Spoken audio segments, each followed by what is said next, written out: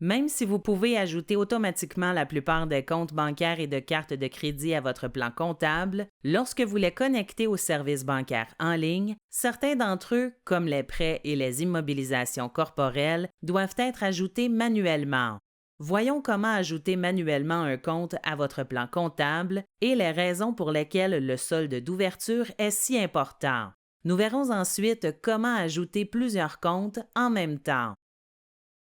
Créons un nouveau compte. Allez à Paramètres et sélectionnez Plan comptable. Sélectionnez ensuite Nouveau. Saisissez ensuite un nom pour le compte ainsi qu'un numéro de compte si vous utilisez cette option. Ensuite, sélectionnez le type de compte que vous voulez configurer. Le type de compte détermine à quel endroit le compte apparaît dans les états financiers. Les types de comptes du haut de la liste jusqu'à Capital apparaissent sur le bilan. Les types de comptes de revenus à autres dépenses apparaissent sur l'état des résultats. Regardez cette vidéo pour en savoir plus sur les types de comptes et sur la façon dont QuickBooks crée vos états financiers.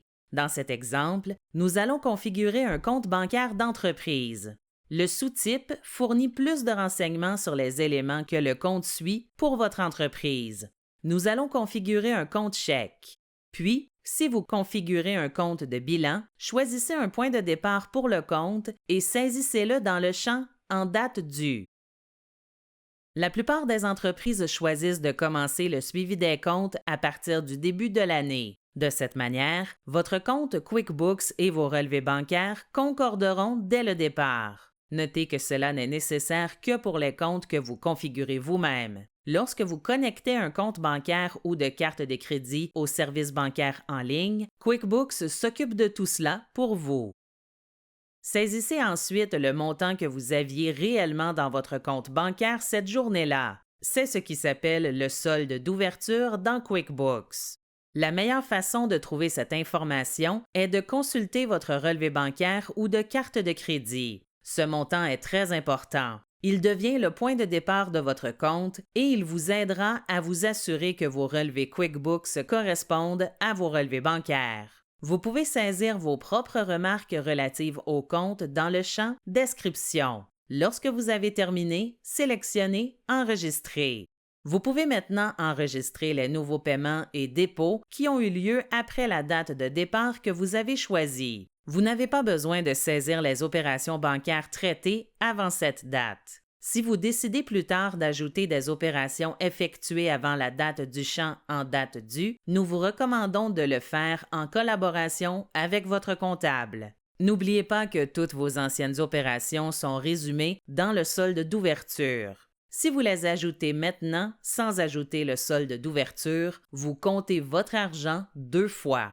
Si vous devez ajouter plusieurs comptes, vous pouvez accélérer le processus en téléversant une feuille de calcul contenant les renseignements sur votre compte. Pour ce faire, allez à Paramètres, puis sélectionnez Importer des données. Sélectionnez ensuite Plan comptable, joignez la feuille de calcul et sélectionnez Suivant. Ensuite, mappez chaque champ de votre feuille de calcul au champ correspondant de QuickBooks. Une fois que vous avez tout configuré, sélectionnez Suivant. Vous pouvez apporter vos dernières modifications ici. Une fois que vous avez terminé, sélectionnez Importer.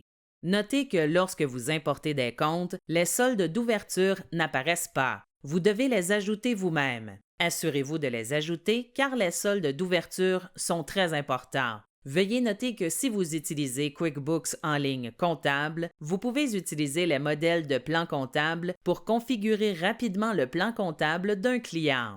Vous pouvez maintenant configurer vos comptes un par un ou en lot.